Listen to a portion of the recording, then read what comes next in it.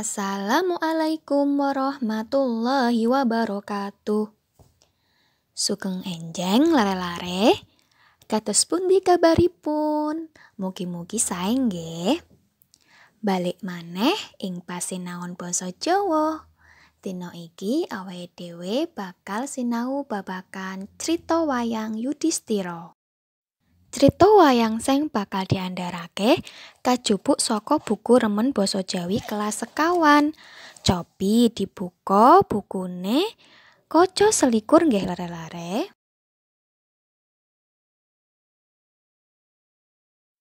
Yudhistira, ratu sing ora gelem perang. Prajurit kang nemahi tiwas ing perang Baratayuda wis ora bisa diwilang. Semono uga senopati kang nemahi pralaya ing pabaratan wis akeh banget. Tegal Kurusetra papan kang dianggo ajang perang bebasan banjir geteh sangkrah bangke. Jasate prajurit lan bangkening kewan kurban perang pateng blasar ing endi-endi.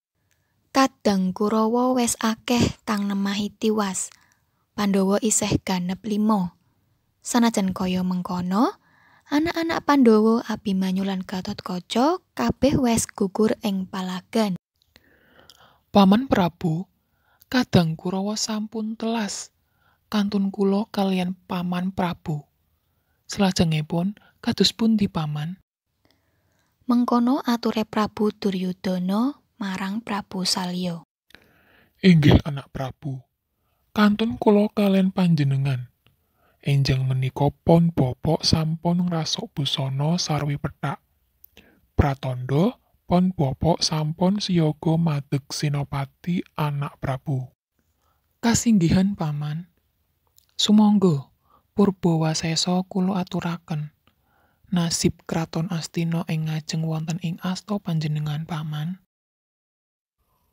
Kula nyuwun pamit anak Prabu. Prabu Salya kanthi busana senopati agung kang awarna sarwa putih maju ing palagan. Jroning batin, Prabu Salya ora mentala perang mungsuh Pandhawa sing isih klebu keponakane dhewe. Sejatine, dheweke luwih tresna lan kepengin mbelani Pandhawa ketimbang Kurawa.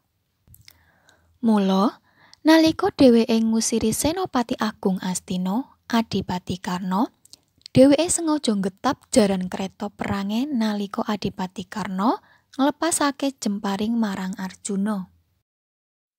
Merga jarane mencolot, kreta njondil, lepasing Warastra mung nyerempet rambute Arjuna. Raden Arjuna slamet. Kosok balene, nalika Arjuna nglepas panah pusakane, lakune kreta sing dikusri digawe anteng. Wusanane Adipati Karna tiwas ketaman panahe Arjuna. Adipati Karna iku mantune Prabu Salya. Ing madyaning palagan, Yudhistira mapak Prabu Salya. Ngerti menawa sing mapakake perange Yudhistira, Prabu Salya mesem. Dheweke ngerti menawa ing perang iku sing bisa ngalahake ya mung Yudhistira. Merga Yudhistira duwe geteh putih. Prabu Salya duwe ajian Candra Birawa. Kang menawa dirapal saka anggane bakal metu buta bajang kang cacahe maewu-ewu. Buta-buta bajang iku ora bisa mati lan bakal maju ngroyok mungsuhe. Mula menawa Prabu Salya maju perang, Pandhawa mesti bakal tumpes.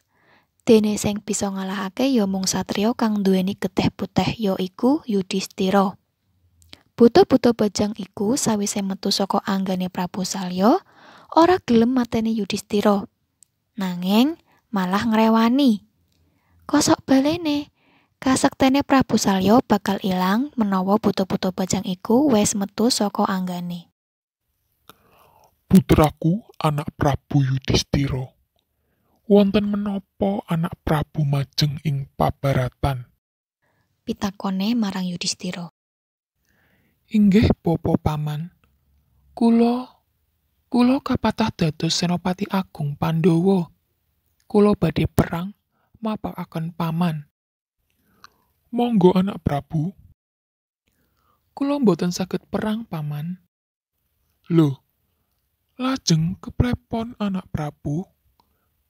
Narendra kok mboten saged perang? Monggo, kula pon pejahi mawon paman. Kula lila legawa. Putra-putra Pandhawa sampun sami gugur. Kula ugi nrimo paman. Weleh, iki ana ratu kok jujulan rimo banget to. Inggih paman. Prabu Salya mesem banjur ngrapal aji Candrabirawa. Dheweke ngerti putu-putu bajang sing metu saka anggane ora bakal bisa mateni Yudhistira. Kosok balene, sawise putu-putu bajang iku metu saka anggane, dheweke bakal ilang kasektene. Kanthi mengkono, dheweke mesti bakal gugur ing paprangan. Tenan, nalika putu-putu bajang iku ngerti Yudhistira duweni getih putih, sakala putu-putu bajang iku sujud. Wela, iki gustiku dhewe. Gusti kula badhe nunggil sajiwa paduka. Kandhane. Bubar kandha mengkono, buta-buta bajang kang cacahe maewu-ewu iku nunggal raga karo Yudhistira. Wusanane, Prabu Salya Senopati Agung Astina nemahi tiwas, gugur kena panahe Janaka, iya Arjuna.